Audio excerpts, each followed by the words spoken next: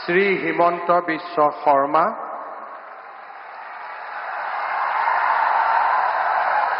ঈশ্বৰৰ নামত শপত লওঁ যে বিধিৰ দ্বাৰা স্থাপিত ভাৰতৰ সংবিধানৰ প্ৰতি মই প্ৰকৃত বিশ্বাস আৰু আনুগত্য পোষণ কৰিম।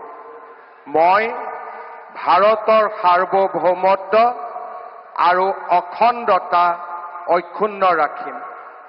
মই অসমৰ মুখ্যমন্ত্ৰী হিচাপে মোৰ কৰ্তব্য বিশ্বস্ততাৰে আৰু শুদ্ধ অন্তঃকৰণেৰে সম্পাদন কৰিম আৰু মই ভয় বা পক্ষপাত, অনুৰাগ বা বিদ্বেষ নোহোৱাকৈ সংবিধান আৰু আইন অনুসাৰে সকলো শ্ৰেণীৰ লোকৰ প্ৰতি ন্যায় আচৰণ কৰিম।